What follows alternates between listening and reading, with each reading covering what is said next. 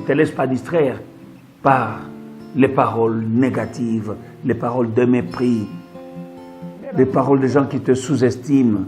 Arrête de mettre n'importe quelle musique qui attire. Quand tu entends des paroles négatives ou des malédictions, tu peux les canceller aussi par des...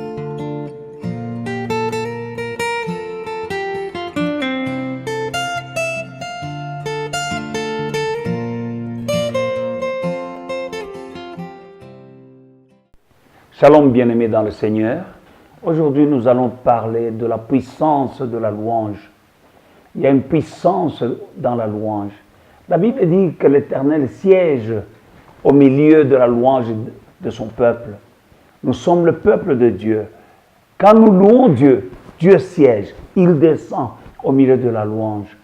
C'est une arme fatale pour l'ennemi, bien-aimé dans le Seigneur. Quand Dieu vient, il est le prince de paix. Il apporte la paix et il apporte la victoire. La louange fait des dégâts dans le camp du diable. C'est une arme bien-aimée dans le Seigneur à ne pas négliger. Dans le livre de 2 Chroniques chapitre 20, voilà que Josaphat était tranquille chez lui, ne sachant pas que quelque part il y a des gens qui faisaient une coalition pour lui faire la guerre. Le diable est un menteur. Là où tu es assis, tu peux être tranquille. Ne sachant pas qu'il y a des gens, pour des raisons que tu ignores, ils veulent te faire la guerre. Mais tu as une arme, bien-aimée dans le Seigneur, la louange.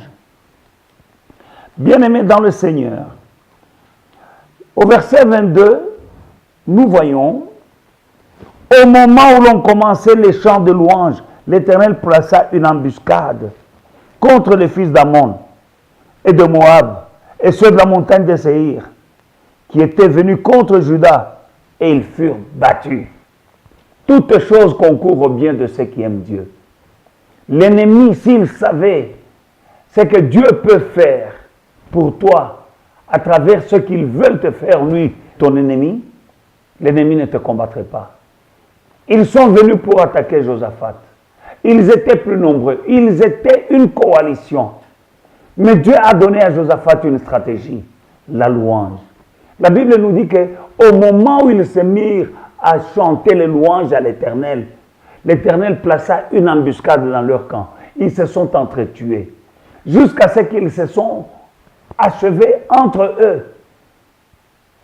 Israël n'a pas eu à combattre, mais Dieu a combattu pour eux grâce à leur louange. Ce Dieu-là n'a pas changé. Il est ton Dieu, ma sœur. Il est ton Dieu, mon frère. Apprends à utiliser l'arme de la louange.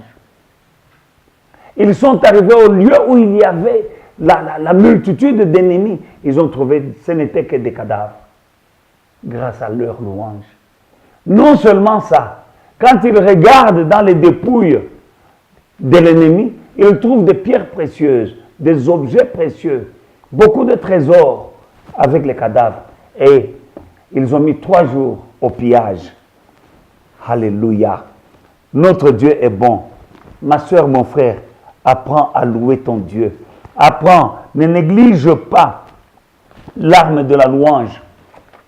Quand tu conduis ta voiture, loue Dieu. Mets de la musique chrétienne. Mets la louange et l'adoration dans ta maison.